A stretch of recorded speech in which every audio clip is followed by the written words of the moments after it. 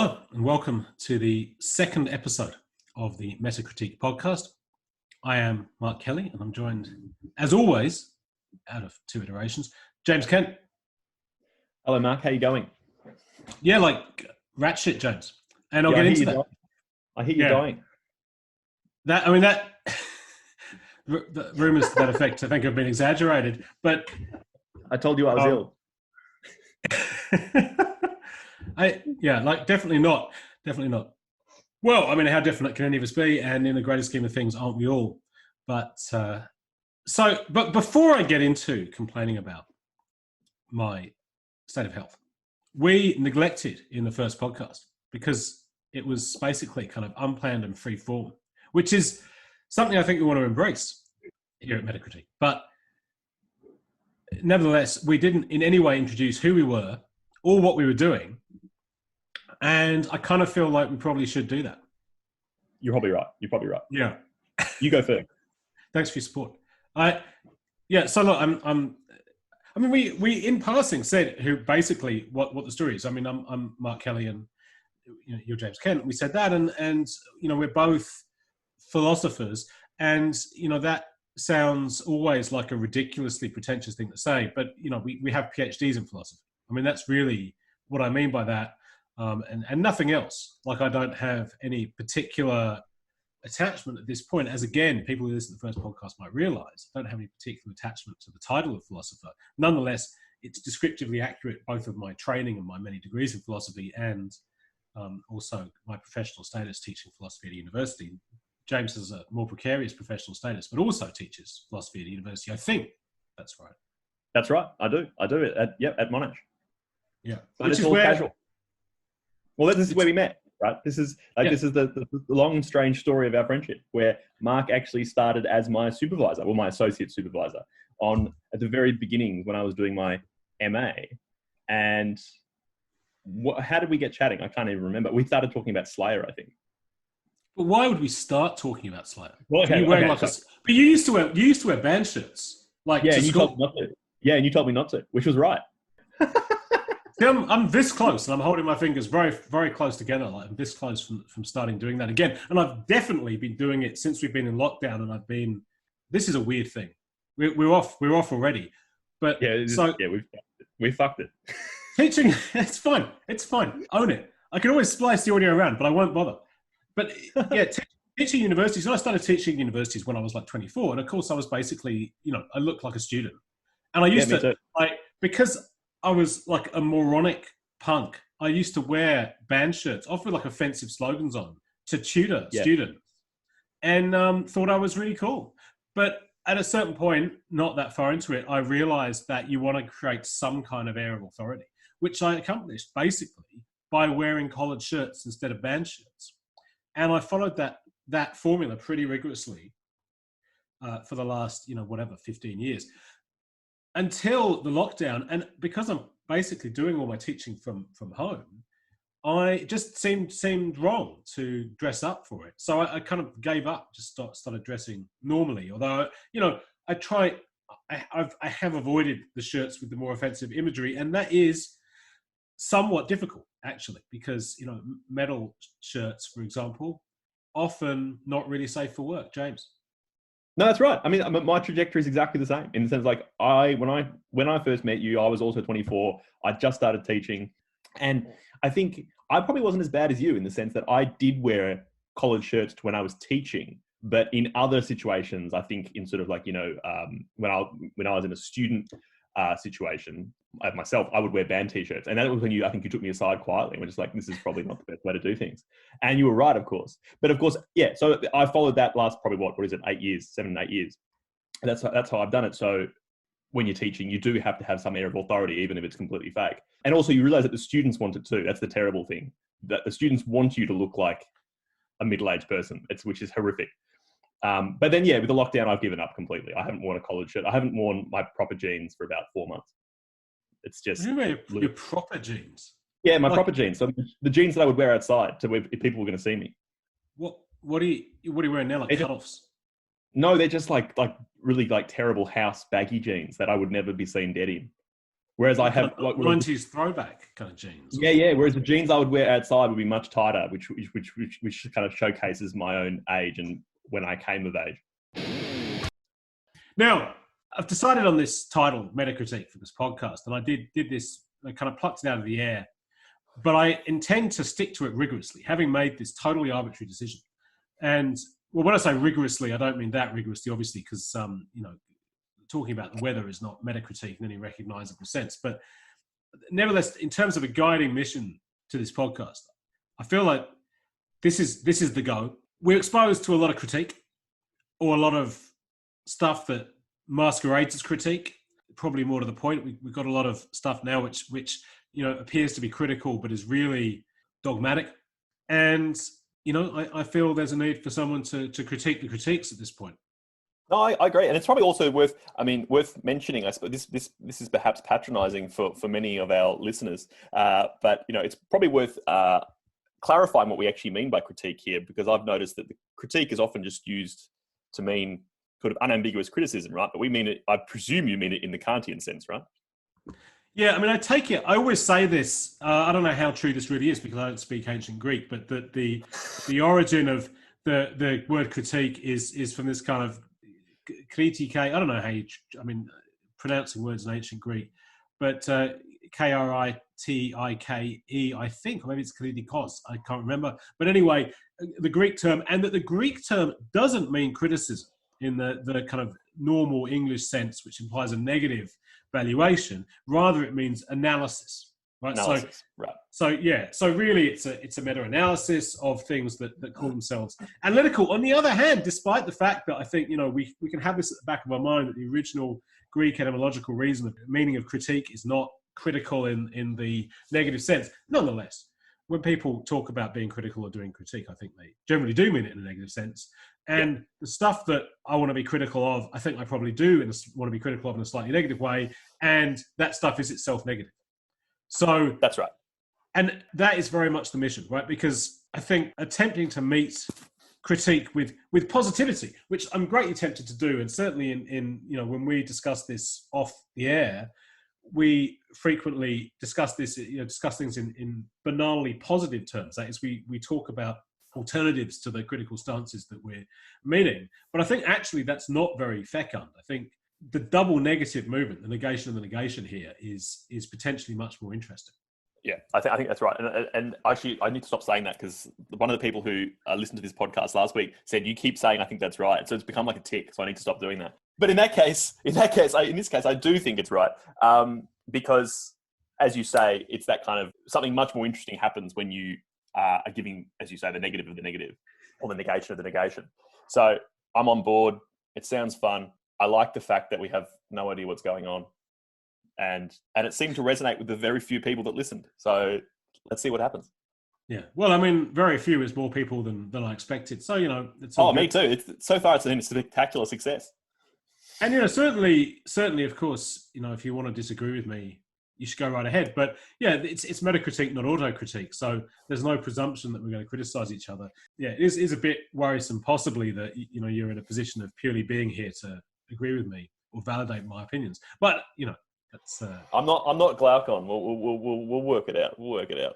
One note we had last time, something we're working on slightly this time, is some of the philosophical references went over people's heads. So James just made a reference to Glaucon, who is a character in one of Plato's dialogues, and honestly, I can't remember offhand which one. So, I can't remember either. But he always agrees with Plato, right? Because this is the Socratic dialectic. The idea is he draws you in, and you can't help but agree with him. I said last time, I'm not that big a fan of Plato.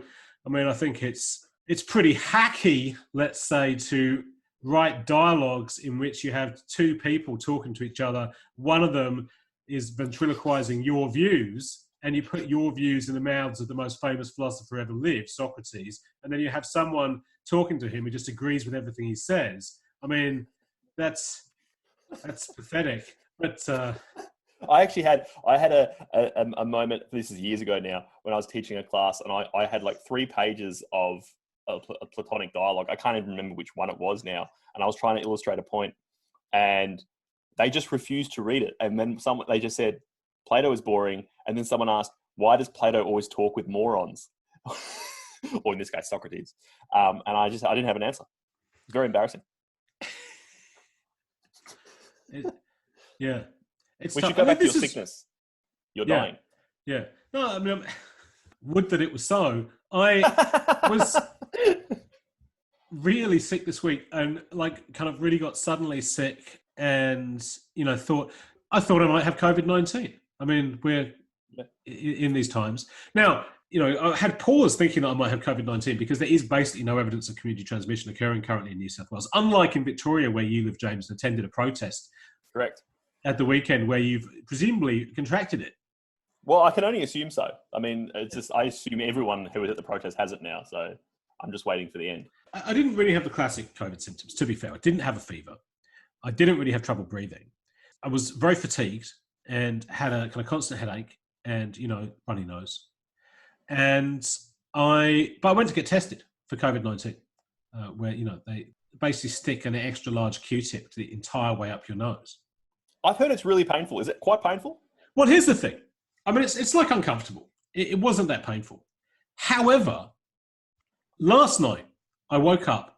I went to bed very early because I was so fatigued. Went to bed at like 8:30 or something. Woke up kind of 10:30. Feeling like I've been asleep all night. I thought it was the morning, but it was only the evening still. This incredible pain, like mainly in my teeth, but also my left ear. So it's definitely focused on the left side of my face. And anyway, I took painkillers and, you know, was up for hours, eventually went back to sleep. And then woke up this morning, still had this kind of dull pain. It was nowhere near as bad as it was the previous night. But I realized that it was emanating from the location in my upper sinuses where this Q-tip had been thrust. And I can still feel it. You know, it's that thing. But weirdly, I couldn't like the day after. But now I can acutely feel where they've stabbed me. Because it's Sorry. No. Just the rising rage was good. I like that. Well, here's the thing. Right? Have they bruised your brain or something? Did they tickle your brain? I don't. I'm not alleging that, and I don't believe that's what happened. I mean, you know, it's not. What did happen is like the medical operative shoved this thing up my nose and was like, oh, I've got to keep going till I hit resistance. And anyway, you know, it was fine. But it wasn't that bad. But like, I feel like it's either ruptured something or bruised something deep in my sinuses. And here's the thing. Here comes the critique. Well, barely even. But here for utilitarian reasons. Like, they're not going to tell anyone that this could be an epidemic, right? This could be like everyone could be walking around with bruised sinuses, like, you know, bleeding from the back of their nose. And they're not going to tell you this because it will discourage people from going and get COVID-19 testing, which they desperately want everyone to do. And I mean, actually, there obviously are rumors circulating the effect is quite uncomfortable. I'm here podcasting that actually, you know, I think they've really damaged me doing this. I tried like Googling this to see what evidence there was and couldn't find anything. But we all know the alphabet would keep the truth from the people. No, that's right. No, that's exactly right. I mean, a friend of mine whose daughter had to get tested, apparently it was like incredibly traumatic because the nurse or whoever it was basically told this kid's like 7, this is going to really hurt before proceeding, trying to like put this huge Q-tip up her nose. And it just seems counter to what they're trying to do here, which is to say, get everyone tested. Why does it have to go up your nose? Like, why can't you just spit on something? Like, surely, I mean, if it's there, it's there. They also swabbed the back of my throat. But I think there's real problems with these COVID-19 tests in the sense, I mean, you know, and this is not like, oh, they shouldn't do them, oh, it's all, you know, a hoax or something. But they're not very good, right? And understandably so. And there's notoriously cases of people repeatedly test negative even though they have symptoms and then only later test positive. There's a lot of false negatives out there. I'm not saying that I do still have it. I don't believe that's the case. But yeah, they're not very good. And I take it that is the reason why they're so thorough about collecting the mucus right from the back of your nose, because you need to make sure that if there's any virus or antibodies, whichever one they're testing, they have to actually collect it. So that's fine. You know, my sinuses have been sacrificed on the altar of utilitarian public health policy. As it should be. As it should be. That's perfectly appropriate. But you did indeed test negative, right? That's just to confirm I for did. our That is concerned that is right. listeners. Yeah, I tested negative, which is good because I'm both old and fat, as I've mentioned to you, James. So I'm in a risky deny category. this, but I would say riskier. But I don't know if you. I don't know about fat. I haven't seen you for a while, but you're certainly not old. You're older. Here's the thing. So relatively speaking, like I'm at much lower risk than someone like in their 50s would be, let alone someone in their 60s or 70s. I mean, clearly it's a kind of the curves, slope steeply upwards, and by the time you get into your 90s, basically, if you contract COVID-19, it's a death sentence. But I'm like 10 times as likely to get seriously ill than you would be. Is that right? 10 times? I think that's right. Even though I think it's probably more like, I'm 10 times less likely than someone who's 10 years older than me. But don't quote me on those exact figures, but there's a really substantial uptick with age. And I'm just about in the territory where I could theoretically die if I got COVID-19. Whereas your age, I mean, it's such an incredibly unlikely outcome. Yeah, I think it is. I must admit, when you were saying that you're beginning to be of the age where you'll be at risk, I must admit I didn't really. I mean, I believed you, but I also didn't believe you. And also, it's true that COVID-19 for me has been an entirely abstract problem in the sense that even if you do contract it, there's very little sense in which there's going to be much to worry about. So I must admit, it did actually. It sort of struck me for the first. This is such a naive thing to say, but it really did strike me when you were worried about it. I go, oh yeah. He is quite old. There was that moment. But I'm glad that you're well. I really had the opposite thought. You had the opposite thought. Well, I mean, I guess it's not necessarily an opposite thought, but I've had the thought, maybe I need to get it now because it's going to become an endemic disease. And the sooner I get it, I've had it. Like, I don't want to put off getting it until I'm 50. I was talking to a friend who knows more about this kind of stuff than us, insofar as he has a PhD in biology. And he said this, and this was months ago when it was just kicking off before social distancing, all this kind of stuff. And he was saying that literally. He said now is the time to get it. And he was joking about licking poles and this kind of stuff, which I assume was in jest. But he was serious about that position. He goes, now is precisely the time to get it because they're not going to get rid of it. This is going to be something that we just live with. Yeah, I mean, I think there's a clear difficulty here. On the one hand, I think it's that attitude is basically right in that it's skeptical about the development of a vaccine, and I think this is the correct position. There is literally no reason to believe it's possible to develop a vaccine against COVID-19. So the idea that we're going to get rid of it is very dubious. On the other hand, I think there's very worrying indications, let's say, that you don't develop permanent immunity to it, which is precisely why then you can't develop a vaccine. So, I mean, this is the real threat, or one of them, that it's just going to keep circulating like the common cold, which is also a coronavirus does. And, then you'll get it every 3 years, which as you get older will kill you. Yes, and I think, but this is the nub of it, isn't it? Because no one actually talks about, because this is, at least so far, this seems to be like the most likely scenario.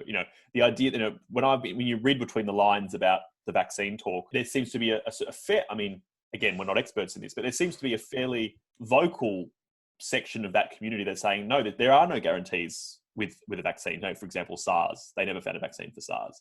That's sort of ongoing. It's been largely eliminated, but it still pops up.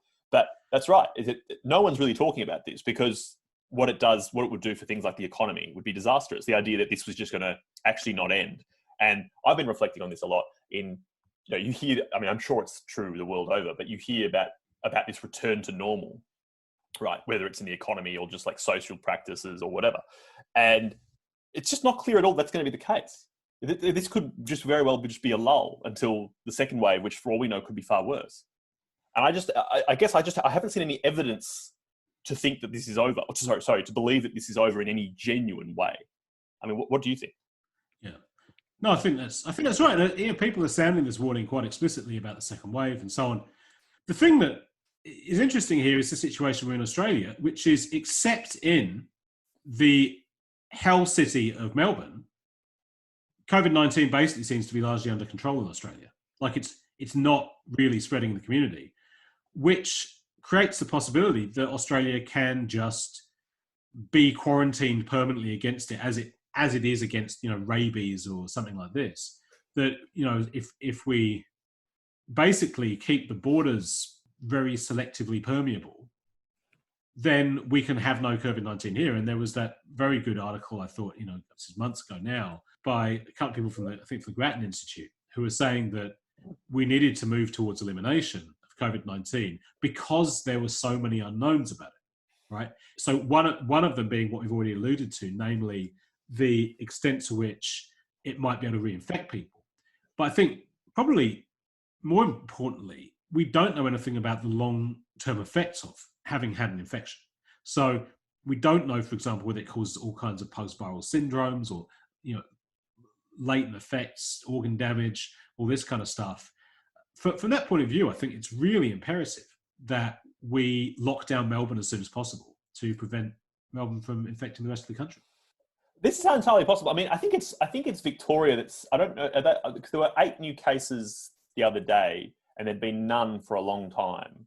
And there were 8. Only one of them was from the protest and there were 7 others. I don't know where they were distributed in Victoria though. So, but it is interesting because I think ScoMo's having he's having a meeting with the premiers, I think this morning. So, which I imagine that's what's going to be on the agenda.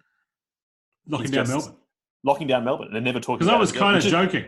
No, but I know you were joking, but this is kind of what the rest of Australia wants, right? Like secretly, or not even secretly.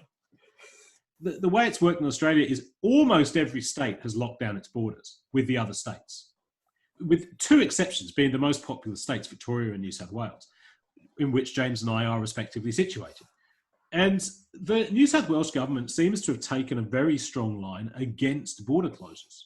There's also a very weird effect here where Victoria has taken basically, other than in the question of border closures, Victoria's taken, and Victoria's Premier Daniel Andrews, who I think James and I both agreed is something of a legend. Andrews has taken this extremely strong line on, wanting to close everything down, particularly school closures, taking the toughest line of any of the state premiers. However, Melbourne, Victoria has ended up with the worst coronavirus problem. Until fairly recently, it was always New South Wales that had the biggest problem, which had a kind of rather lighter approach. And I think that, probably what we're seeing is that paradoxically and surprisingly, that lighter approach, and I wouldn't have predicted this at all, I was very, very much on board with kind of the Andrews approach, but paradoxically, that lighter approach actually is more efficacious. That I've got to assume that somehow the harder approach taken in Melbourne has actually, whether it's produced a kind of overconfidence. So the idea that because things are so locked down in Melbourne, people are individually doing less. I think that's one possibility. Or there's also the possibility that under stricter controls, people will try to evade them in a way they wouldn't with looser things. Or in certain people, it generates a kind of backlash or contempt. I mean, Melbourne, is actually the only place where there was a sizable demonstration against the lockdown, I believe, in Australia, which is surprising given that Melbourne is the most left-wing city in Australia. Dan Andrews declared a state of emergency. Did they do that in New South Wales as well? No, that's another really clear difference. In fact, I believe that was the only state of emergency. Maybe not, but definitely we didn't have one in New South Wales. Yeah. So there was this kind of sudden shutting down. The pubs closed, all that kind of stuff closed, and then there was this very strict, I guess, a kind of curfew, really, and and also the cops were finding people. So like the amount of cops that the Victorian police gave out, dwarfed any other state, right? And it was, it's like a $1,600 fine. Anyway, but that went for I think it went for, how long did that actual lockdown go for? The really strict one, I think it was 3 or 4 weeks, 5 weeks, I'm not sure. But when the lockdown was eased, and Dan Andrews was very specific about this. He was just saying, like, they're not over, they're just easing. Here are the new rules. But I sensed immediately there was just a kind of complete release from everyone. So everyone went back to acting completely normal. Social distancing was completely invisible in basically all sort of social spaces, other than when they're enforced. Like you can't go to the footy. So whether that was due to the response to the stricter lockdown, I don't know, but it's probably true. I think that's probably true. And now certainly it seems like, because obviously where I live is a kind of holiday destination or a weekend destination. And the minute the lockdown ended, even though Dan Andrews said specifically, don't go around to your holiday houses or whatever, everyone, that advice has been completely ignored.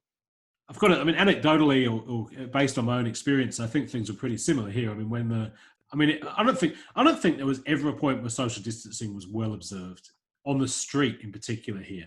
Supermarkets, people have got a lot better actually than they were. Just for me to go anywhere out of my house, I have to go down tiny footpaths, which basically are choke points. So, basically, if I want to go, if I go out of my house and turn left, I have to cross a railway bridge, which has a very small footpath, and people are basically forced together on it. And if I go the other way, I'm not on the railway bridge, but I'm on a very narrow footpath, which goes past cafes, which have had queues of people out the front or people milling around waiting for their coffee because they haven't been able to go in. And basically, it's impossible for me to leave my house without, unless I do it, and I was doing it earlier on in the piece, making sure I do it either very early in the morning or late at night.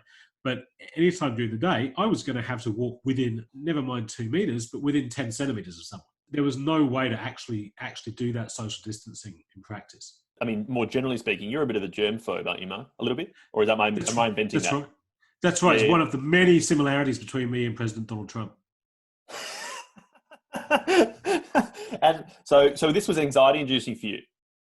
Yeah, but only because of the COVID-19. Because I often say, my germophobia is very theoretical, and I'm not good at practicing my germophobia. But what I mean by that is, like, I'm inherently like a pretty slovenly and gross guy. So, like, if I don't really focus, I will accidentally do things that are totally disgusting and obviously risk infecting me. So I don't natively keep my distance from other people or avoid spitting on them, or I have to do this very consciously. But being in the conditions of the lockdown and so on, I became like very, very aware of this 2 meter distance. And I feel like the great majority of people don't understand what 2 meters is, or 1.5 meters, whatever it was. But either way, like, I feel like people were,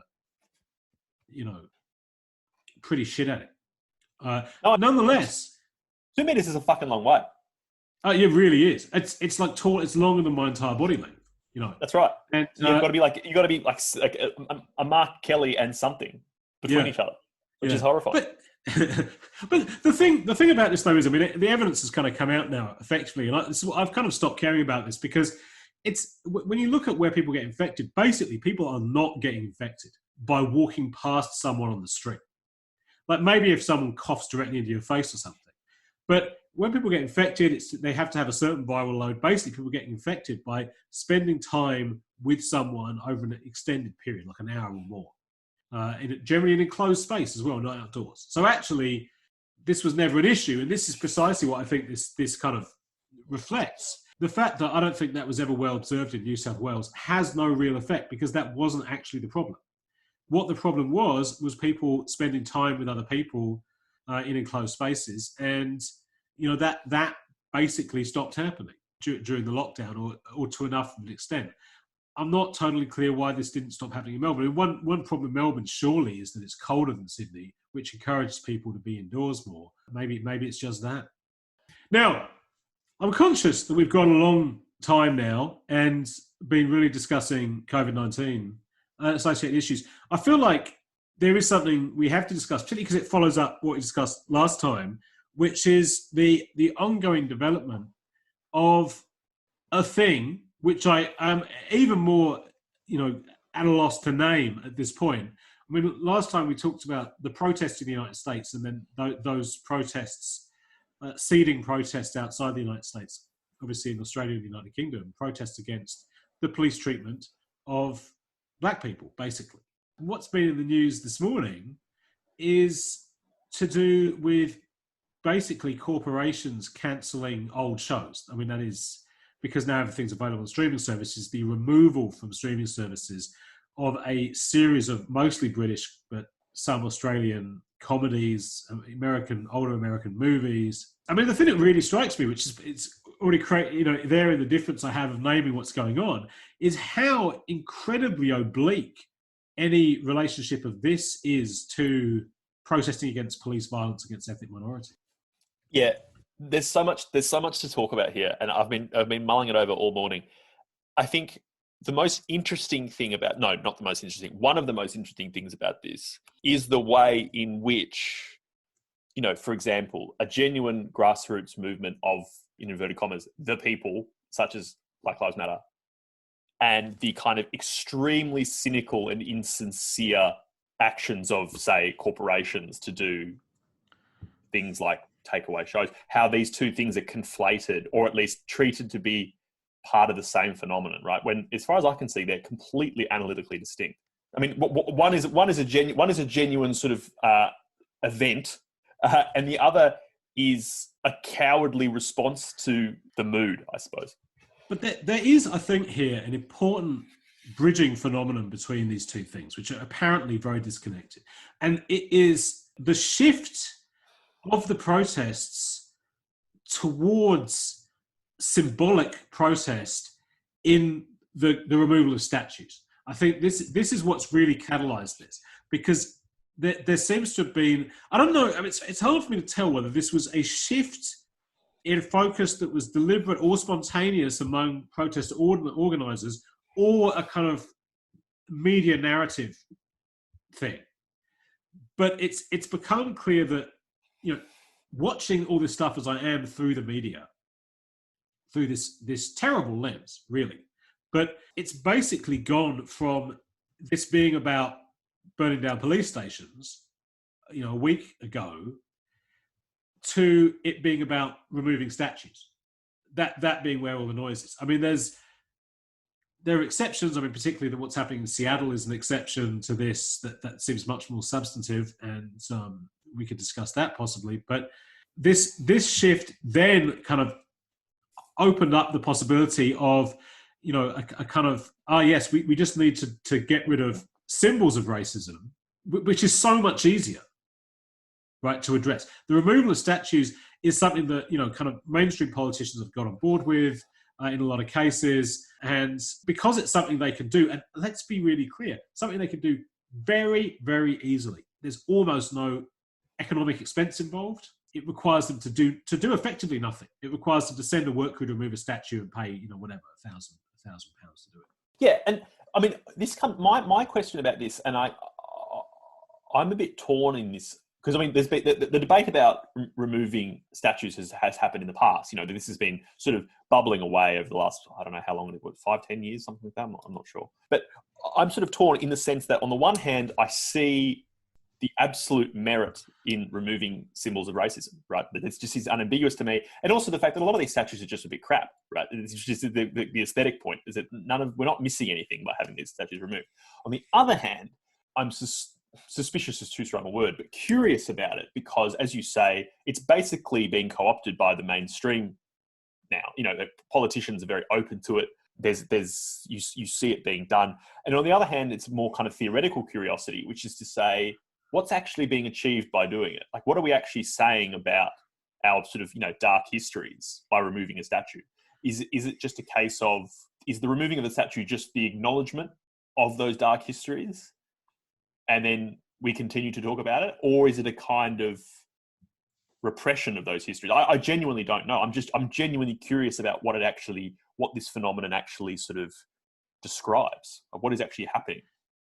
I think you hit the nail on the head there, really, James, in terms of this question of the meaning of removals of statues in history, because this is a really broad issue. I mean, it's like I have a general thesis about this, which is in this now quite untimely article that I've got coming out in the new issue of Telos, which is out next week. It's called Foucault and the Politics of Language Today. That's your local newsstand. Yeah. Well, I mean, you say that, but I mean, actually, although it won't be at your local newsstand, but Telos is like a print publication that you probably can buy at like Glee Books in Sydney or Borders in Melbourne. Yeah. And you certainly, so you can buy it in very, very academic tier bookstores. Unlike most academic journals, which you can't, you know, you've got to right away, especially to get. But my very general theory here is that people have, I mean, we have as a culture got this idea of the way the symbolic relates to the political that implies that the symbolic causes the political to exist the way it does. What I call reverse mimesis. So that, and therefore the idea is if we change our symbols, we'll change political reality. And I think the opposite is much closer to the truth, namely that symbols are much more likely to be a kind of epiphenomenal reflection of political realities. So, I mean, the existence of these statues is a reflection, by and large, of the fact that, you know, there was has been, still is, of course, but has been this very racist political culture that has lauded, valorized people who are Confederate generals or slave traders and all this kind of stuff. But the idea that because these symbols were generated by that context, the idea that removing them somehow strikes back against that context, I think is basically vacuous. I want to go this far, which is to say I don't see any evidence that removing symbols is efficacious politically at all in this way. And this is a very broad area of debate. I mean, a really crucial example of this going on in Australia for a long time is the campaign to change the date of Australia Day. And I think there's a really clear reason to do this because, and I'm very sympathetic to it. I mean, I have been going to Invasion Day rallies for years to protest against, the celebration of Australia Day. Because Australia Day, anyone who's not Australian, marks the day when the first fleet of colonists arrived in Sydney to colonise Australia, to begin white colonisation. Somehow that's seen as the birth of the Australian nation, which obviously is extremely problematic and it's offensive to other groups, most obviously First Nations people in Australia who obviously really rue this event. I mean, to be honest, I think it's even from the perspective of European Australians, very problematic thing to celebrate because we're basically, you're celebrating the arrival of enslaved. It's a very loaded term, but indentured prisoners, convicts in a penal colony. I mean, it's the idea that this can be even even if you're like a white supremacist to really imagine the settlement of Australia as this great event is in itself like very revisionist. So the point I want to make, actually getting back to what you were saying, Chase, I feel I've got off it because I feel like you had hit the nail on the head and I've now just gone off talking about my own stuff for ages. Yeah, you fucked it. That's all right. Yeah, the question is like what is the relation to history? Because if you change the date of Australia Day, yes, it removes this venue for the celebration of the colonisation of Australia because you don't want to celebrate that. The problem is that it effaces the very fact of that colonisation at the same time.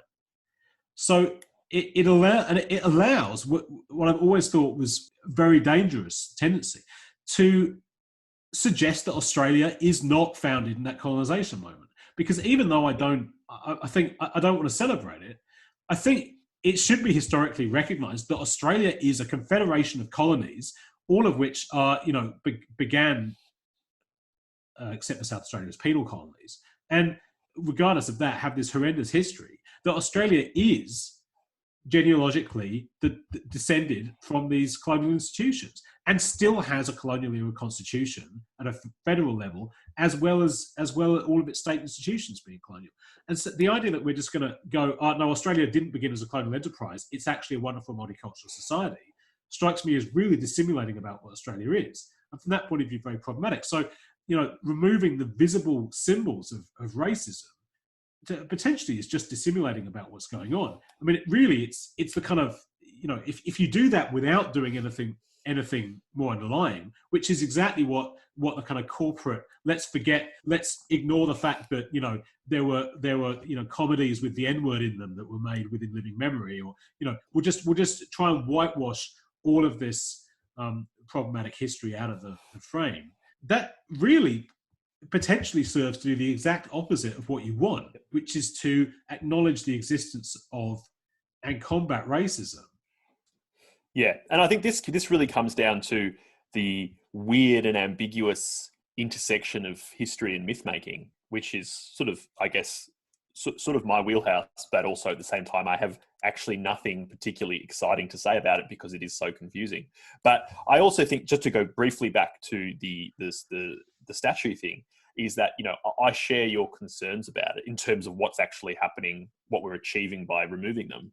But I also, equally vacuous is the kind of, conservative response, which is to say, oh no, we need to keep the statues because it reminds us of where we've come from, or some kind of equally vacuous comment like that, which is also bullshit, because it actually doesn't do that in that sense. And that's what I mean. I think in that sense, having the statue actually achieves nothing. Removing it also probably achieves nothing. As you say, like I think it's an inversion of what the symbol actually does in the political sphere. But I think then that's kind of why I ultimately side with, for the most part, those wanting to remove the statues, because in that sense, there's no inherent harm in it necessarily if it means something symbolically to some people. But the next step is to say, don't for a minute think that anything will come of that necessarily, right? Of that, the other example here is, the toppling of the Saddam statue in 2003. This was this huge symbolic event, and of course, it actually meant nothing in terms of the situation in Iraq and the military situation in Iraq, right? I'm glad you brought that up, because I've seen it. I've seen some reference to that in the media, and I remember watching TV live as that happened. Yeah, me too. And I mean, the thing that really struck me about it at the time is what a preposterously staged event it was, like staged by the occupation authorities with very little Iraqi participation. But the US occupation forces began demolishing it, and then obviously got orders to stop doing that and let some Iraqis do it. And then like a few Iraqis showed up and did some demolition, but like a tiny number.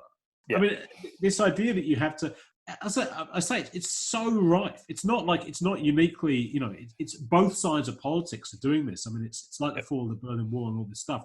This substitution of symbols for reality in the political domain is extraordinary. And perhaps it's been around for a very long time. I really don't know. But anyway, I want to echo what you said about the statues, in the sense that, like, I'm not in any sense, something I don't have in common with President Donald Trump is the idea that we need to preserve our history by preserving these statues. I'm not shedding tears for the destruction of statues. But I do think there's, these statues are in a kind of slightly weird space historically. Something that does occur to me is that, you haven't seen people tearing down, statues of medieval English kings because of their roles in the Crusades or something, right? There's a period historically where things are far enough back, and I think the mark is somewhere around the kind of 400, 500 years ago point, where people stop seeing these as examples of living history and see them as purely a historical relic, right? And therefore, there's no kind of political impetus to destroy them. But there's, these statues are precisely statues that are in this weird space of being, they're from recently enough to be politically contentious, but from long enough ago to be really on the nose. Yeah, I think they all seem to be. I think what's most interesting about this is that they all seem to be, roughly speaking, what you could call very vaguely the modern era. Sort of roughly from the Enlightenment onwards, give or take. And I think this tells us a lot, because it almost seems as if we now sort of very lazily think that era is the era in which we perhaps should have known better, whereas anything before that is, we just accept, for example, the Middle Ages were fucked up, and then so we kind of just, as you say, we just let them go, which I think is actually a fundamental misunderstanding of, for example, the Middle Ages, but also of our modern era, and by which I mean, the Enlightenment onwards. It's a misunderstanding of both eras, and I think, and then broadly speaking, it's a misunderstanding of history entirely. The idea that we go from, I think, I don't know about how you feel about this, Mark, but the expression I find most frustrating is the one that says that appeals to the year it is in relation to some kind of progressive cause. Namely, it's 2020, get with it, and the implication being, overcome your whatever dogma we're talking about, right? And as well-intentioned as that might be, there's just nothing to imply that history is a progress from barbarism to enlightenment. There is no evidence of that, and which is why I think it comes down to the misunderstanding of history. So to go back to the changing of the date, for example, it's interesting you say that, because clearly, January the 26th should not be celebrated, right? For multiple reasons. The worry I have is that if we change the date, I don't think we should celebrate the new date either, right? And it seems to be, I don't think there's any grounds for celebration at all, right? And the implication, of course, and this is where you see when people start when, for example, corporations jump on these narratives, the idea is, now that we've changed the date, for example, we now live in a progressive multicultural society, or we can finally embrace our identity as one. But of course, things like, for example, Indigenous deaths in custody continue, or whatever it might be. Yeah, that's right. I mean, I think My position on change of date for quite a while has been that there is simply no need for Australia to have a national day. I mean, this is partly informed by the fact that, I come from England and we don't have a national day, and we've never had one. And I mean, there's some things that might strike, be kind of seen as candidates for that. And there's been some attempt to promote St George's Day as a national day, but yeah, it's not necessary. And that would be my preference. But I mean, it's clear that the narrative around this is, one that wants to establish a kind of Australian nationalism, but a kind of a post-ethnic Australian nationalism. I mean, this is the discourse in Australia, and has been, for a long time on the left, which is, Australia and Australians are valid categories, inclusive categories, which should be lauded, despite the fact that excludes, everyone who isn't Australian. I mean, so potentially non-citizens who live in Australia, people who live outside Australia. That entire category seems to me, so obviously it's legally necessary in our current system, but the need to, celebrate Australian identity in its diversity. I think it's bad. No, I agree. But I mean, this comes down to the nub of it in the Australian context, right? And this comes back to what you said about the fact that, January 26th is even from the English in invader context is probably, a pretty ambiguous day. But, Australia actually doesn't have any sense of itself at all. They're actually, our kind of wild desire to have an identity covers the fact that we have none. And this, I think you see this in particular sort of post-John Howard culture wars of the sort of late 90s, early 2000s, right? And we've talked about this before in the past. And this, maybe this is just my pet peeve, but what really fucks me up is the kind of continuing kind of blurring together of Australia Day, Anzac Day, and Remembrance Day, right? And in particular, the first two, right? And so I remember in the 90s being in primary school, Anzac Day having a particular kind of character. Obviously as a child, one's memories are, vague, but certainly I don't remember the kind of nationalism that we now associate with it. And things like, the Herald Sun, for example, giving away Australian flags in commemoration of Anzac Day, even though the Anzacs weren't even fighting under that flag at the time, is just this kind of wild mythification of history. And it comes down to this idea of, the nation being born on the shores of Gallipoli. Look, there's lots to unpack here, and it's all been done by people better than us. But it is just, the point is just Australia has no idea what to think of itself. None, as far as I can tell. And which is, I think, also partly why there's such resistance to the change the date, because it actually draws out the fact that our so-called founding moment is bullshit. Yeah, it's interesting. I mean, it's really interesting. I mean, I was tempted to say, so obviously Anzac Day is completely and wildly ludicrous in terms of the signification that's accorded to it. And it's effectively just Australia Day too on the current. That's right. But that is quite recent. Like that's last 15, 20 years, I would say. Yeah. I think that's right. But yeah, but Australia Day 1, made sense within a particular, particular mid-20th century mindset. And one of the things that's so just off the chart bothersome to me about all this is how recent it is. So the invention of, I wish kids were taught this in school, because I assume they're not, right? Australia is such a recent invention as it's currently conceived. The idea of Australia as a nation state. So at a legal level, the earliest possible date for that, of course, is Federation in 1901. But, the creation of Australia as a dominion of the British Empire in 1901 is not the creation of a nation. Australian citizenship didn't come into existence until, the 1950s. The, Australian national anthem didn't come into existence till, what we're talking, the 70s. The idea that Australia was definitively a separate nation that wasn't part of the British Empire dates to like the 90s in terms of the legal decision actually being made that Australia and Britain were separate countries. right? So this is really recent history. So Within living memory.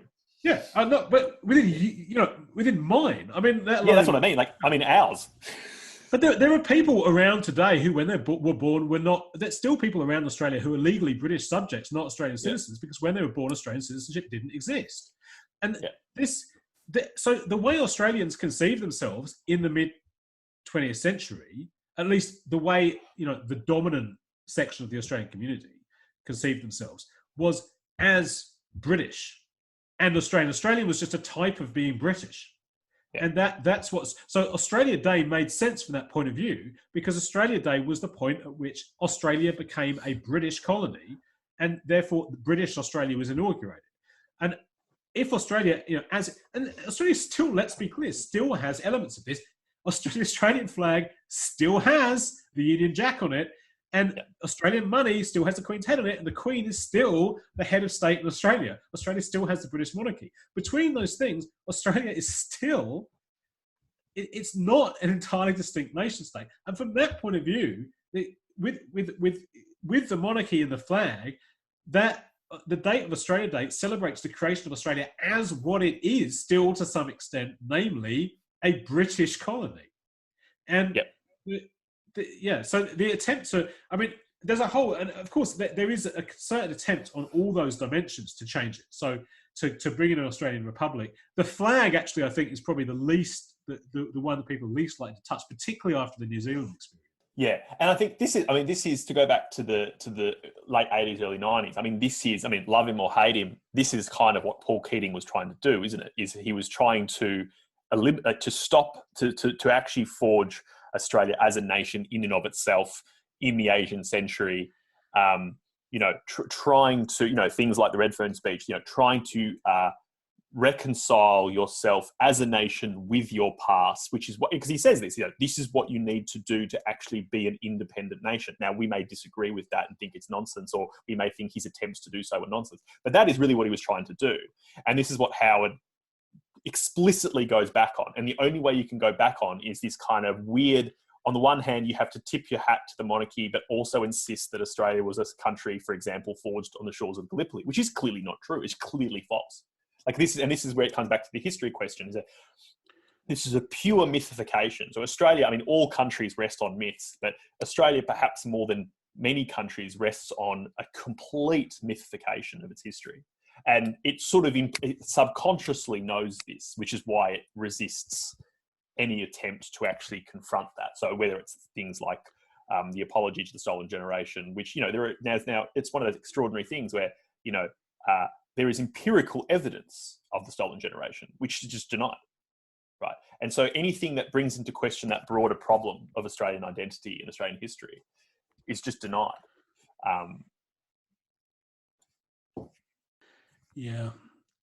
I mean, with the Keating, you isolate the other side of this. So there's really two kind of competing understandings of what Australia is. One of them is really inchoate. So it's the right-wing version, which is descended from the understanding of Australia as British, but has now basically disavowed that, but oddly is still attached to some of the remnant elements of it. Exactly. And I think this is partly possible because British identity itself has become so redefined in a multicultural direction. So the connection to Britain no longer has to mean, connections to whiteness or something like that.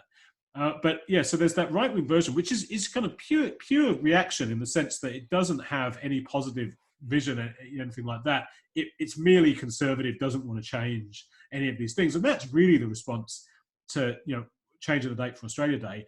It's just like, oh, shut up, you wowzers. Like, we want to keep having a barbecue on the 26th of January. Like, exactly. It's not hurting anyone. And I don't know what it says to that, because really the alternative side is, I mean, there's a specifically kind of Aboriginal side to this, which says this is deeply offensive to us, please stop it, which is basically right. But on the other hand, it has the in itself, this isn't what's needed, right? What's needed is the substantive changes to the way that Aboriginal people are treated in Australia, which frankly, I just don't trust that change of civilization to do anything for at all. As you say, there is actually a risk that it could make it worse, in the sense that it actually convinces people that something substantive has been done, and which also does, at the same time, that doesn't ignore the symbolic importance of these things. Yeah, I mean, I think there's a real danger of this happening in Australia. That at the moment, because Australia is still clearly and legibly a colonial society, right? That it still has colonial era institutions where you can see, okay, the Australian state is descended from those colonies that were planted in this country and did all this harm to Aboriginal people. That it's possible to therefore configure, okay, Australia owes Aboriginal people everything, really, right? That their land has been stolen, they've been dispossessed, they've been, wronged in so many ways, killed, massacred. So, and there's a clear possible interlocutor here. I mean, particularly from the point of view of having a treaty, which something that Keating also wanted, which I think is what has been badly needed in this country, and there's been a huge. I mean, at points we seem to be getting quite close to it, but hasn't happened. It's possible to have potentially a treaty between First Nations people in Australia and the Australian state. I think what the danger here is that the Australian state redefines itself so much by saying, okay, we've had so many immigrant groups come into this country who have nothing to do with colonialism, that we get rid of all the bearings of empire. We no longer have the Union flag. We no longer have the monarch. Then you can then have a deniability that you can say, well, the average Australian in whatever year 2050 is no longer in any way, they're not like an Anglo-Australian who has nothing to do with colonialism. Therefore, you can make the argument, which of course was Howard's argument always, right? The argument, people today aren't responsible for the deeds of their ancestors. Yep. But it's a lot more plausible if we're not even talking about their ancestors. If we're talking about, and I think that's the danger really here is that you get into a stage of plausible deniability where the state can deny any responsibility or wrongdoing because it claims to be a different state to the state that did this. And that's 100% where the kind of woke washing in the media is going, right? That everyone wants to deny that their corporation or has any links to any negative things, that therefore they're exculpated. I mean, everyone basically wants to exculpate themselves from this. Yep, absolutely. And I think this is why I'm very torn by this because, someone like, Kevin Rudd, when he gave the apology to the Stolen Generation, he copped a lot of flack for it later because the idea was it was purely symbolic and kind of meant nothing, nothing came from it. And there were, obviously pragmatic political reasons for that too, insofar he got shafted before he could actually implement some of the changes he wanted to. But I also, and this is the bleeding heart in me, and I don't know what you think about this, but this is when I watch that apology in Parliament, and you see the people who are watching from outside Parliament and inside Parliament, the people who were stolen, and the way and the ways they react to that apology and their tears and their weeping, like I still find that profoundly moving. And I know, and it's clear that apology, in spite of its sort of symbolic nature, was vitally important. Now, whether it's just a sort of, in inverted commas, first step, I don't know. But it clearly meant something to many. And that also seems important to me. Although what it actually means, I don't know. I feel like I'm at my closest point thus far to being in disagreement with you, James. I feel like this tends this is what I thought because this might be the case. This tends towards a kind of phenomenological reading of the political, to me. Because this and I think that's another kind of contemporary confusion that I rue. I mean, the idea that, of course, it's what you say is true, right? But because something feels good, or I mean, not just feels good, but is meaningful or satisfies the people who are involved. I mean, again, it's very important to give agency to people who are stolen, and say, that they absolutely they need recognition, and the state needs to give them that, and it's good that they got that from that apology. But I think there's two really obvious problems from that apology, and I don't think you're denying this particularly. But I mean, one really obvious problem with the apology, and I think you're right to suggest that this might be partly because of the absolute bastardry of the removal of Kevin Rudd, like the most infamous events of the 21st century thus far in Australian politics. what happened post that apology is that the child removals from Aboriginal people in Australia went to levels that were higher than during the stolen generations. So literally, there was an apology for the stolen generations, and then another generation was stolen. Yeah, it's beyond belief. Although, of course, with different, window dressing. But so it wasn't explicitly we need to remove children from black people to for kind of eugenic reasons. But it doesn't matter that again. I mean, this gets back to questions of kind of phenomenology or sort of subjectivity. Like, I don't care what the intentions behind the removals are. If it has the same consequences, that's what matters. So, and then the other problem with the apology is that it was widely understood. I mean, I haven't seen surveys about this, but definitely, perhaps I've been too phenomenological myself, but when you talk to people about that, people on average seem to understand the apology, not as an apology for the stolen generations, but as a blanket apology by Rudd for everything that had been done to Aboriginal people in Australian history, and that was drawing a line under it. So yeah, there was a widespread public feeling, I think, after the apology that Rudd has now apologised to Aboriginal people. Aboriginal people, from this tape forward, no longer have any reason to complain about anything, which was insane. Yeah, that's actually a really good corrective to what I said. I mean, I still stand by my original point, but I also agree entirely with what you're saying. And that is, I think that actually gets to the heart of what we were talking about more broadly, which is to say, there's the risk that these symbols make things worse because under the sort of assumption that things have, history has now finished, as it were, we can now sort of get on with things, as it were. And this is something I cannot resolve in my thinking. And this comes back to my utter sort of theoretical confusion at the moment, because I agree with you completely. And in particular, the continuation of another stolen generation after the apology is just despicable on every level.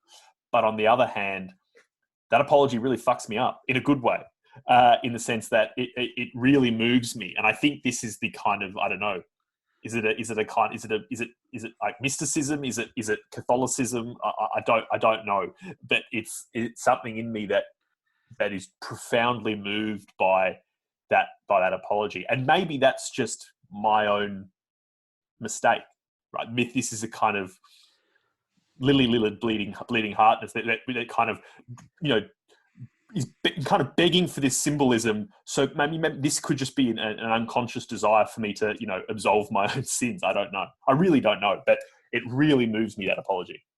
Yeah. I mean, you're really tugging at my heartstrings with some of the signifiers you're invoking there, James. I think that's not something that would escape you. But I mean, I think this is right in the sense that, like, I think the apology was necessary but not sufficient. Like, the apology absolutely had to happen, but it was way too little. And have it standing just as that, I mean, for whatever reason that's been the case, seems to invite this interpretation of the self-sufficiency of that really, really limited gesture. Yeah. And that's a real problem. And, I mean, this was such, I don't know, really, if you remember this stuff, but Howard consistently refused to say sorry. It was a real kind of political shibboleth during the kind of Howard years, the demand that there had to be a national apology, the refusal to do it. And then Rudd, as the first Labour Prime Minister after Howard, actually issuing the apology. It was this kind of real pent up, there had to be an apology. And it was from that point of view, like, really good that it came, because previously there hadn't been an apology. But there's a much wider discourse here really around reconciliation and what that means, because I feel that there's, what certain sects of the community got an impression of was that the reconciliation had been affected by that gesture, which obviously was ridiculous. I mean, I don't think anyone who seriously was an advocate of reconciliation ever meant something as thin as that. But I mean, also not to mention that the Northern Territory intervention didn't end. I mean, it was... Yeah. I think the point you make about it being sort of in the popular imagination thought of as the kind of the more broad apology to Indigenous peoples for not just the stolen generation, but for all of the sins of the invading force is I think that's absolutely true, and it's very depressing. No, it is. It really is. But again, it comes down to that. It comes down to that bigger picture. We were asking about the statues. Is this is that no one actually has any way of understanding what history is, really. I mean, other than just, the kind of colloquialism, which is, it's events in the past.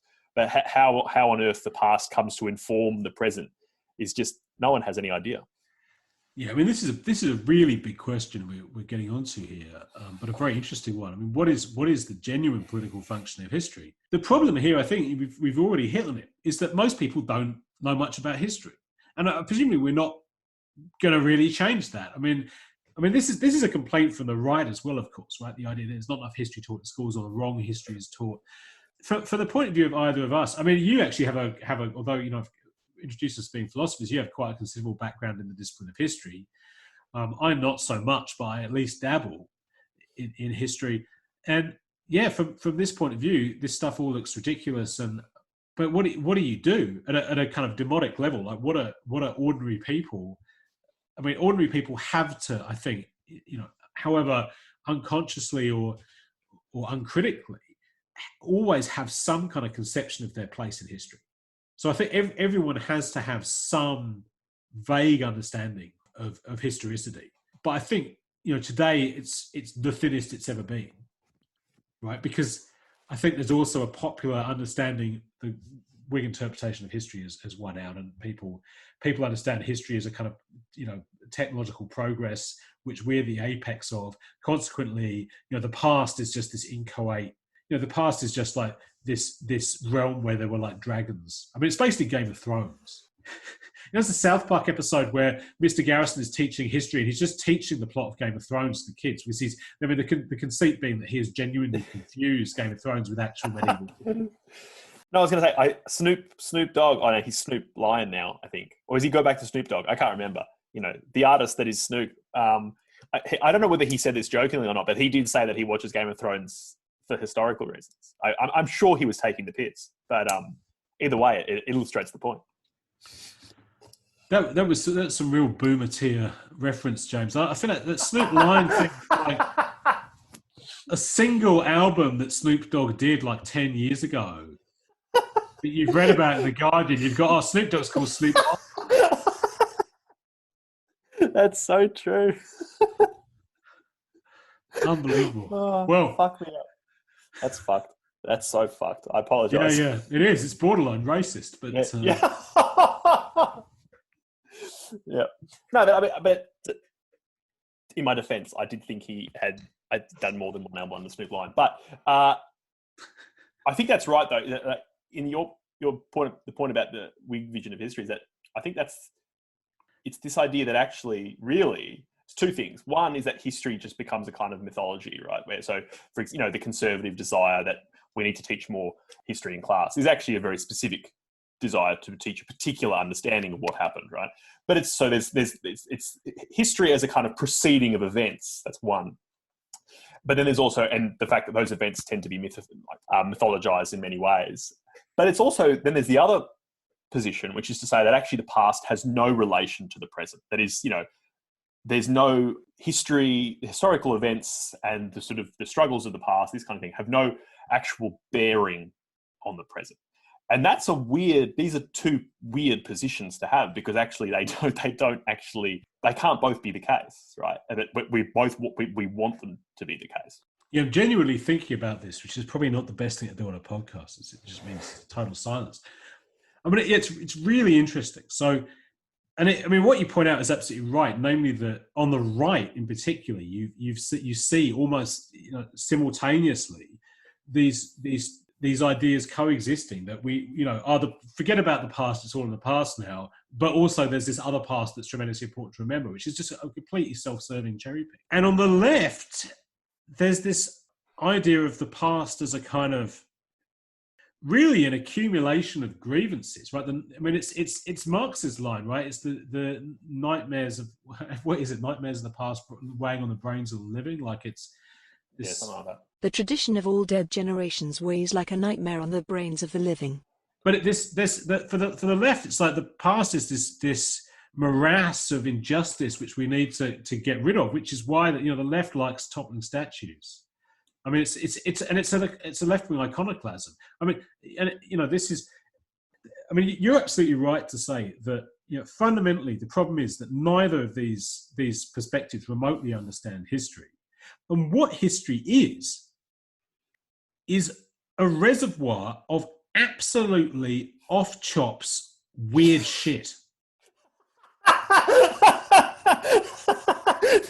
Yes, that is so true. Yes, that's it. I'll die on this hill. Because that's what you get, right? If you that's right. What you get if you go to medieval Europe, what you think you're going to find, like if you listen to the right, you think you're going to find like a well-ordered society, and and if you're on the left, you think you're going to find racism, but you don't find anything that resembles. I mean, this is the beauty of history, is how incredibly foreign it is. It doesn't resemble the present, doesn't obey our coordinates at all. If you go to medieval England, you don't find racism in any recognizable sense. You don't find anything that the right value. What you find is people walling themselves up on the side of a church, and someone will come and feed them every day, and they stay there for 20 years. And that is completely incomprehensible to anyone today. And that is why history is so great. Yep, that's exactly right. And I think that puts its finger on it, is that the past is really fucking weird. And we drastically underestimate how foreign it is. I think that's exactly right. People sort of saying the idea that, you go to the Middle Ages or to ancient Greece or wherever it might be, and all you'll find is kind of racist and sexist people, right? It sort of misses the point, because of course on the one hand it's true, but on the other hand, this is a world in which, in the case of ancient Greece, you believe in the fates, and believing in the fates is the equivalent of believing in like gravity today, right? It's incontrovertible. It's not something that's up for debate. The idea that your life is at the mercy of the gods is just something that we don't understand, and we never will. And that's just an example. But I agree with you entirely, and I don't know what you said. I think history is an amalgamation of weird shit, and that is precisely correct. The next question is to say, how does that inform the present, and if it does at all? But the difficulty, the real practical difficulty, I'm hesitant to do this, to go back to what we were just discussing, because I'm worried that it's just intractable. But this question of how we deal with recent history is so difficult from this point of view, because if we like, Churchill's like a really clear example, and this is the thing that's big in the UK now, because there's been this kind of serial defacing of the statue of Churchill outside of Parliament in England, London. And there's this kind of defense of Churchill that runs, Churchill was a man of his time, everyone in Churchill's day was a racist, therefore you can't judge him by today's standards, which has a grain of truth, right? I mean, it is true that the reason Churchill was so virulently racist is he lived in a time when being virulently racist was like normal, if not encouraged. You can, of course, and people on the left have objected, well, actually, even by the standards of his time, Churchill was very racist, which is true, but he was within the normal range. But what do we then say? I mean, to be honest, I mean, the problem here is precisely a problem of myth making, namely that since the Second World War, the UK basically, I mean, the national myth in the UK, which now is clearly falling apart, was this national myth based on Britain's victory in the Second World War, in which Churchill has the absolute starring role and therefore is an absolute national hero. And of course, that entire history is largely historically inaccurate, right? It's a myth, yeah. And it's a basically pointless myth that we should probably dispense with. But the idea that we have to dispense with that myth because it's tainted with racism, like, it kind of misses the point, because the myth isn't a racist myth. I mean, maybe I'm wrong about this, but I feel like it's been mythologized to the extent that the real opinion, the fact that Churchill presided over the killing of millions of Indians, because that's not part of what people think of when they think of Churchill. As I say, I think we need to get rid of the myth anyway. But I mean, I don't know if the actual attempt here is to bring up the reality of Churchill in order to get rid of this pernicious national myth. Maybe that is exactly what's happening, and it's entirely appropriate.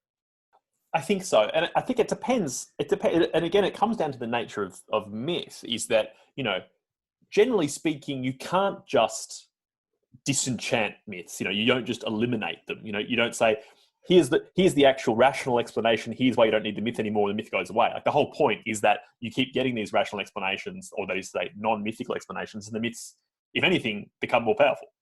Right. That's the kind of cold confusion of the Enlightenment, is that the expectation that superstition would be eliminated because of reasons X, Y, Z, and they weren't. But I think you're right, though, in the sense that, I think the attempt here is to show, here are all the other sides of Winston Churchill, and that in itself is a very kind of small and controlled disenchantment, which I think is actually valid and important and will probably work. The broader problem of, for example, the national mythology and its relation to the war and all this kind of stuff, I don't think that doesn't end. It just kind of morphs. It just works on itself until something else emerges. Yeah, it's difficult because the question of what the new national mythos could be. I mean, this is the difficulty. I mean, this is the difficulty in Australia's sake, because it's a little bit unclear to me that this anodyne, we are all Australians, Aborigines as the first Australians, rather than victims of Australia as a project, are merely the first Australians, and trying to assimilate everything within, basically anodyne and multicultural vision of Australia. It's genuinely unclear to me whether that's actually a strong enough mythos to function in the role of national cohesiveness that it's being cast in. Yeah. And I think that's probably why the conservative project is to try and base it in something like Gallipoli, or a combination of Gallipoli and the 26th of January, because in some ways you're on surer footing in terms of mythologies, because you can birth a nation in blood and sand, presumably. So that would seem to be the point to that conservative project, whether like it's like conscious or not. Yeah, it's an interesting one. I mean, the question that occurs to me is to what extent it's possible to substitute the Anzac myth for the First Fleet myth. I mean, because the way that, this is notoriously shown when a few years ago, when Australia Day started becoming more contentious, and it became clear that many public figures, in commentating about it, didn't know what Australia Day was commemorating. So. There was a famous example, I can't remember who it was. It was a prominent Labour politician who made some comments about it and actually revealed they didn't realise it was the commemorating the day. But this actually is quite, again, it kind of goes to the point I was making, which is that and this I think is part of the reaction to the anti-Australia Day discourse, which is Australia Day was just understood to be like a day, right, where you celebrate Australia, and that people had no understanding that it had a historical basis at all. Right? Yeah. It's just, you're in the middle of summer, you've chucked some thongs on, you're going to drink some beers. Like, that is what Australia Day was for people. It had no historical dimension at all. And the fact that it had basically is quite obscure historical reference, which is then, has been really publicly problematized. But then, you end up with this great confusion of like people like me every year being on this kind of like university educated people in central Sydney being on a big march every year, protesting against Australia Day, and then out in the suburbs, people just kicking back and relaxing and having no idea why we're doing this. I mean, Anzac Day is a bit different because Anzac Day very explicitly has a historical reference, but a falsified one. That's right. Yeah, but Australia Day, Anzac Day, like there's this interesting recuperation with Anzac Day because you can point to the fact there were like Aboriginal people who fought in the First World War, but I don't think that was a particularly typical scenario, and I think there's this explanation. There were some Aboriginal Anzacs, therefore Anzac Day is an inclusive and not in any way like a racist and imperialist enterprise, which would be the obvious interpretation of Australian soldiers going to invade Turkey. Yeah, I mean that's exactly right, and also the fact that there's lots of stories of just brutal racism within the Australian Army and elsewhere, and also the fact that Aboriginal people were encouraged and expected to fight in the wars in the First World War, the Second World War, but weren't even considered citizens, right? And then their treatment when they got home was abominable. It's just again complete falsification of the events, and the idea that representation somehow equals respect is just insane. Yeah, I mean the bigger problem with Anzac Day, which I haven't mentioned so far, as far as I could see, is that it was, again, I mean, as I was alluding to, in one way, it was people went and fought and died not as Australians, but for the British Empire, for the British Empire, king and country, and that meant the British Empire. That's what they were doing at a time when Australia was very deeply divided on basically sectarian lines about the war, where, you know, most people, a significant mass of the Australian public were opposed to the First World War, which is why Australia never had conscription. Therefore, people who went and fought at Gallipoli although they involved people from various different communities in Australia and were involved in Anzac, they were predominantly, specifically of British Protestant stock, not even general Australian Anglo-Celtic stock. So they were fighting, as British, narrower sense, even than the extent to which white Australians were considered British, demonstrating their loyalty to the empire from that point of view. And in what was an unambiguous invasion and a failed one. It is mind blowing that is the event they choose to birth a nation on. That is the one thing, though, that I've maybe is redeemable about this, that I quite like. The idea that Australia conceives of itself as founded in abject failure. Yeah, true. That's true. That is a really interesting. I mean, that actually speaks to an aspect of the Australian national character that I could perhaps get behind, which is like, Aussies, we give it a go, even though it's kind of the psychological tell, isn't it? Like that's the true character of the sort of modern Australian, I suppose, if there is one. As is well documented, right? The change in the Anzac myth in Australia was really catalysed by Mel Gibson's preposterous Gallipoli film. Although I say preposterous, but I mean, by the standards of Mel Gibson's film, it's not that preposterous. Which managed to create, but very subtly, I mean, probably unintentionally, this idea that the poor Anzac, Australian troops were sacrificed by an uncaring British officer corps. So Australia, rather than being the perpetrator of imperialism, Australians were actually like these victims of imperialism. But I mean, of course, even actually at the level of the film, it's not true that the British officers were Australian officers. They just had posh accents because they were obviously posh Australians. That actually it's simply not the case that, and also considering all the Anzacs were volunteers and the rest of it, it's simply not the case that Australians were used as cannon fodder by an uncaring British Empire. Although I often get in trouble for saying this in Australia. But I mean, no more than anyone else. I mean, insofar as significantly less. Less. I mean, compared to ordinary British people who were forcibly. Sure. So if you're British in Britain in this period, you were forcibly drafted and sent to die in Flanders. It's the situation of the Australian, the all volunteer Australian force. I think. I mean, I'm not saying it was great. But I don't feel it's also the case there were more British soldiers at Gallipoli than Anzacs. So it wasn't like it was just this crazy endeavour. Of course, we haven't mentioned, of course, the connection that masterminded entirely by one Winston Churchill. No, I was about to say it. So that was his beachhead assault. That was the failure. But the idea that this is a kind of unique, and of course, the other thing we haven't mentioned, Anzac, Australia and New Zealand. It wasn't an Australian unit. It was an Australian and New Zealand unit. Consequently, completely inapt to found Australian identity on, since it wasn't even. And also they formed for the Boer War, so it wasn't even the start of Anzac. No, but that again, that's oddly more is I don't know why. I mean, why is that a worse myth? Like, why is fighting against exactly racist Dutch people in South Africa? It's right. That's clearly a better fight. Well, but it wasn't, because it was clearly a fight for the British Empire. I mean, it's a problem. Like, what was the overarching aim? Wasn't like to stop being racist. Like it was to displace one racism with another. So yeah, I just. What do we make of all this, Mark? Have we come to any conclusions? We absolutely haven't. We've been talking for ages. So we should probably stop on the basis that we've got an ongoing podcast series here. And we don't have to sort all this stuff out right now. But good chatting to you, James.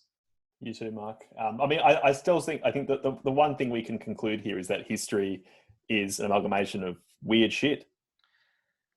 Yeah, that's right. That's what I said, and it's good. Like, you shouldn't feel. I tell this to my students, like you don't need to force a conclusion. Like, if you said what you're going to say, you don't need to. That's right. I agree. But I just want to extract that small quote. I really do. Okay.